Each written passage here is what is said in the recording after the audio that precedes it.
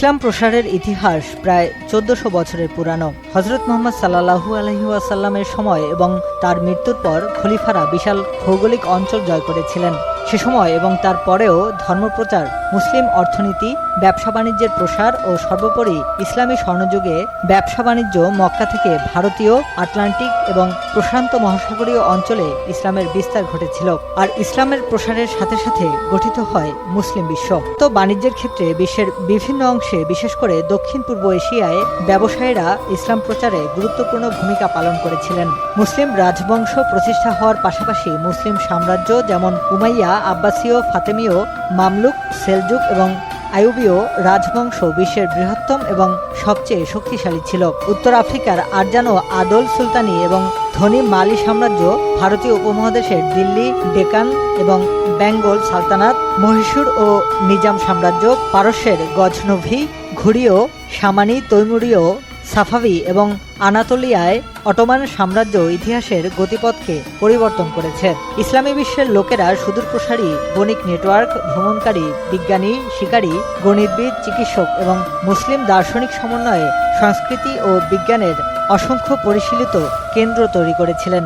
বলতে গেলে তারা সবাই ইসলামী স্বর্ণযুগে অবদান রাখেন। তৈমুরীয় রেনেসাঁ এবং দক্ষিণ ও পূর্ব এশিয়ার ইসলামী সম্প্রসারণ ভারতীয় উপমহাদেশ, মালয়েশিয়া, ইন্দোনেশিয়ায়, চীন সহ বিশ্বব্যাপী এবং সারগ্রাহী মুসলিম সংস্কৃতি গড়ে তুলেছিল। হয় খ্রিস্টীয় 7ম শতক থেকে 10ম শতাব্দীর মধ্যে বাংলাদেশে ইসলামের আগমন ঘটে। বাংলাদেশের প্রাচীন ইতিহাস পর্যালোচনা করলে জানা যায়, ইসলামের আবির্ভাবের সময় এই অঞ্চলটি বঙ্গ বা বাংলা নামে পরিচিত ছিল। সে সময়ে বাংলা বা বঙ্গ অঞ্চলের সীমানা শুধু বর্তমান বাংলাদেশে সীমাবদ্ধ ছিল না, বরং সে সময় বঙ্গদেশের সীমানা ছিল অনেকটা বিস্তৃত। ঐতিহাসিকদের মতে প্রাচীন যুগে বাংলা ছিল প্রায় 80,000 বর্গমাইল বিস্তৃত এক বিশাল সমভূমি। কোনো ঐতিহাসিক মনে করেন 712 খ্রিস্টাব্দে মুহাম্মদ ইবনে কাসিমের সিন্ধু বিজয় গোটা ভারতবর্ষে ইসলাম প্রচারের পথ উন্মুক্ত করেছিল। এরই ধারাবাহিকতায় বাংলাদেশেও বহু মুসলিম মুবাল্লিগ ধর্মপ্রচারের জন্য আগমন করেন। এ সময়ে মাহমুদ ও মুহাইমিনের নেতৃত্বে একদল ধর্মপ্রচারক এদেশে আগমন করেন বলে জানা যায়। পরে ইখতিয়ার উদ্দিন মোহাম্মদ বিন বখতিয়ার খিলজির বাংলা বিজয়ের মাধ্যমে এদেশে ধর্মপ্রচারকদের ব্যাপক হারে আগমন ঘটে। 1204 খ্রিস্টাব্দে ইখতিয়ার উদ্দিন মোহাম্মদ বিন বখতিয়ার খিলজি সে সময়কার বাংলার সেন বংশীয় রাজা লক্ষণ সেনকে পরাজিত করে ইসলামের বিজয় আনেন। খিলজি রাজ্যের সীমানা ছিল উত্তরে বর্তমান পশ্চিমবঙ্গের পূর্ণিয়া শহর হয়ে দেবকোট থেকে রংপুর শহর, পূর্ব ও দক্ষিণ পূর্বে তিস্তা ও করতোয়া, দক্ষিণে গঙ্গার মূলধারা বা পদ্মা এবং পশ্চিমে কুশি নদীর নিম্নাঞ্চল থেকে গঙ্গার তীরের রাজমহল পাহাড় পর্যন্ত। এ বিজয়ের ফলে বাংলায় ইসলাম ব্যাপকভাবে পরিচিতি ও প্রসারিত হয়। এ সময় থেকে দলে দলে মুসলিমরা বাংলায় এসে বসতি স্থাপন করেন এবং ইসলাম প্রচার কাজ শুরু করেন। কোনো ঐতিহাসিকের মতে বাংলাদেশে ইসলামের আগমন ঘটে খ্রিস্টীয় 7ম শতক থেকে 10ম শতকের মধ্যেই এবং ধীরে ধীরে তা প্রসারিত হয়। বাংলাদেশে ইসলামের প্রাথমিক পরিচিতি ও প্রচার কার্য পরিচালিত হয় আরব মুসলিম বণিকদের মাধ্যমে। মুসলিম বিজয় পূর্ব বাংলায় আগত বণিকরাই এদেশে ইসলামের পরিচয় তুলে ধরেন। এদেশে ইসলাম আগমনের প্রধান মাধ্যম ছিল আরব ভারত চীন বাণিজ্য সম্পর্ক। জাহিলিয়াতের যুগ থেকেই আরব বণিকদের সঙ্গে এ অঞ্চলের বাণিজ্য সম্পর্ক প্রচলিত ছিল। নবী রাসূল সাল্লাল্লাহু আলাইহি ওয়াসাল্লাম ভারতীয় সুগন্ধি দ্রব্য উপহার হিসেবে পেয়ে থাকেন বলেও প্রমাণ পাওয়া যায়। ভূগোলবিদরা আরব ভারত চীন বাণিজ্য পথের নানা বর্ণনা লিপিবদ্ধ করে গেছেন। তাদের দেওয়া তথ্য মতে আরব চীন বাণিজ্য যাত্রার মূল সূত্র ছিল ভারতবর্ষ। আরব বণিকরা পারস্য উপসাগর হয়ে বেলুচিস্তানের একটি বন্দরে প্রবেশ করতেন। তারপর একে একে সিন্ধু, গুজরাট, মাদ্রাজ ও কলকাতা বন্দরে প্রবেশ করে বঙ্গোপসাগরে উপনীত হতেন। তারা সে সময় ওই অঞ্চলের সিলাহাত বা বর্তমান সিলেট ও সাজ্জাম বা বর্তমান চট্টগ্রাম বন্দরে যাত্রাবিরতি করতেন।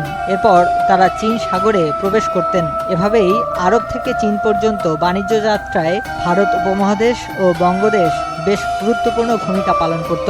আরবরা মধ্যবর্তী এসব বন্দরেও তাদের ব্যবসা বাণিজ্য পরিচালনা করতেন ও সফরের প্রয়োজনীয় সরঞ্জাম সংগ্রহ করতেন। ঐতিহাসিক ও ভূগোলবিদদের বর্ণনায়ও বাংলার নানা স্থানের উল্লেখ পাওয়া যায়। ভূগোলবিদ ইবনে খুরদাদবি তার বর্ণনায় বাংলাদেশের চাঁদপুর নদী বন্দরের কথা উল্লেখ করেছেন। আল ইদ্রিসির বর্ণনায় রয়েছে ইরাকের বাগদাদ ও বসরা থেকে আরব বণিক এবং পর্যটকরা মেঘনার মোহনার কাছাকাছি অঞ্চলে আসা যাওয়া করতেন। বস্তুত মহানবী সাল্লাল্লাহু আলাইহি ওয়াসাল্লাম এর নবুয়ত প্রাপ্তির বহুকাল আগ থেকেই আরব ভারত চীন বাণিজ্য সম্পর্ক বিদ্যমান ছিল। ইসলামের আবির্ভাবের পরও এ সম্পর্ক অব্যাহত ছিল। আরব মুসলিম বণিকরা তৎকালে এ পথ ধরেই বাণিজ্য যাত্রা অব্যাহত রাখেন। ফলে ইসলামের আবির্ভাবের অল্পকালের মধ্যেই ভারতবর্ষে তথা বাংলাদেশে ইসলামের আগমন ঘটে।